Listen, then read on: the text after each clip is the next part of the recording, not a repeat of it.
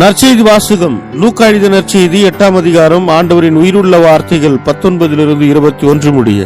இயேசுவின் தாயும் சகோதரர்களும் அவரிடம் வந்தார்கள். ஆனால் மக்கள் திரளாக இருந்த காரணத்தால் அவரை அணுக முடியவில்லை. உன் தாயும் சகோதரர்களும் உம்மை பார்க்க விரும்பி வெளியே நின்று கொண்டிருக்கிறார்கள் என்று அவருக்கு அறிவித்தார்கள். அவர் அவர்களை பார்த்து, இறை வார்த்தை கேட்டு அதன்படி செயல்படுகிறவர்களே என் தாயும் என் சகோதரர்களும் ஆவார்கள் என்றார்.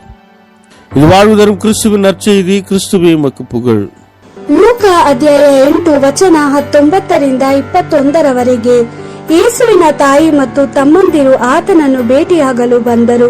ಅಲ್ಲಿ ಬಹಳ ಜನರು ಇದ್ದುದರಿಂದ ಯೇಸುವಿನ ತಾಯಿಯಾಗಲಿ ಆತನ ತಮ್ಮಂದಿರಾಗಲಿ ಆತನ ಬಳಿಗೆ ಹೋಗಲು ಸಾಧ್ಯವಾಗಲಿಲ್ಲ. ಅಲ್ಲಿಂದ ಒಬ್ಬನು, ನಿನ್ನ ತಾಯಿ ಮತ್ತು ತಮ್ಮಂದಿರು ಹೊರಗೆ ನಿಂತಿದ್ದಾರೆ, ಅವರು ನಿನ್ನನ್ನು ನೋಡಬೇಕೆಂದಿದ್ದಾರೆ ಎಂದು ಯೇಸುವಿಗೆ ತಿಳಿಸಿದನು. ಅದಕ್ಕೆ ಯೇಸು, ದೇವರ ವಾಕ್ಯವನ್ನು ಕೇಳಿ ಅದಕ್ಕೆ ವಿಧೇಯರಾಗುವ ಜನರೇ ನನ್ನ ತಾಯಿ ಮತ್ತು ನನ್ನ ತಮ್ಮಂದಿರು ಎಂದು ಉತ್ತರ ಕೊಟ್ಟನು. ದೇವರ ವಾಕ್ಯವಿದು. ದೇವರಿಗೆ ಕೃತಜ್ಞತೆ ಸಲ್ಲಲಿ.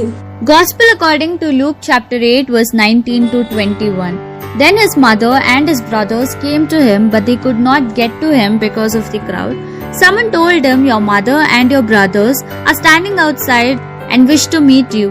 Then Jesus answered, my mother and my brothers are those who hear the word of God and do it. The Gospel of the Lord.